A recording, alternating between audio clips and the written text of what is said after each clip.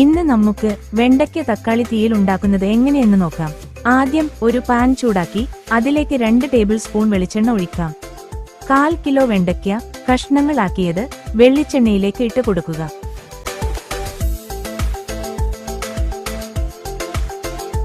കാൽ table spoon ഉപ്പ് കൂടിയിട്ട് തുറന്നു വെച്ച് വഴറ്റിയെടുക്കുക.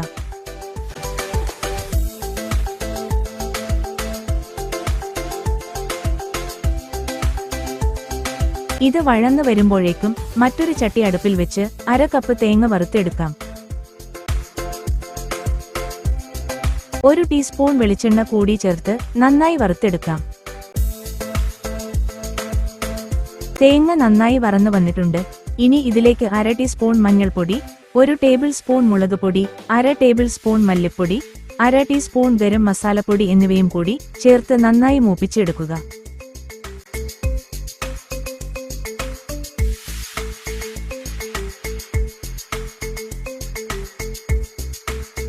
നന്നായി മൂത്ത് വന്നിട്ടുണ്ട്. ഇനി ഇത് ഒരു പാത്രത്തിലേക്ക് മാറ്റി ചൂടാറിയ ശേഷം അരച്ചെടുക്കാം. വെണ്ടയ്ക്ക നന്നായി വഴന്നു വന്നിട്ടുണ്ട്. ഇനി ഒരു ചട്ടി ചൂടാക്കി അതിലേക്ക് 1 ടേബിൾ സ്പൂൺ വെളിച്ചെണ്ണ ഒഴിക്കാം. 1/2 ടീസ്പൂൺ കടുക് ഇട്ട് പൊട്ടിച്ചെടുക്കാം. ചെറിയ ഒരു സവോള അരിഞ്ഞത്, 2-3 പച്ചമുളക് എന്നിവ നന്നായി ഇളക്കി മൂപ്പിച്ചെടുക്കുക.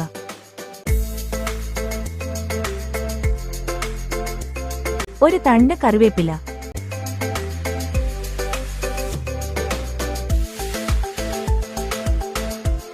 നന്നായി വഴന്നു വന്നിട്ടുണ്ട്.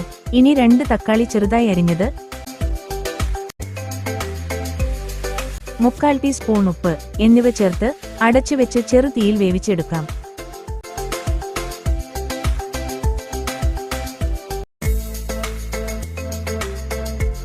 വെള്ളം ചേർക്കാതെ അരച്ചെടുത്ത അരപ്പ് ഇനി ഇതിലേക്ക് ചേർത്ത് കൊടുക്കാം.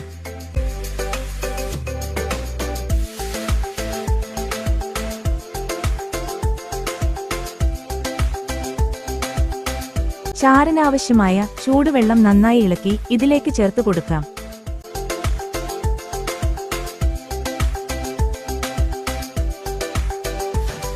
ഇനി നന്നായി ഇളക്കി വഴന്നു വന്ന വെണ്ടയ്ക്ക കൂടി ചേർത്ത് കൊടുത്ത് ഒന്നുകൂടി നന്നായി ഇളക്കി യോജിപ്പിക്കുക.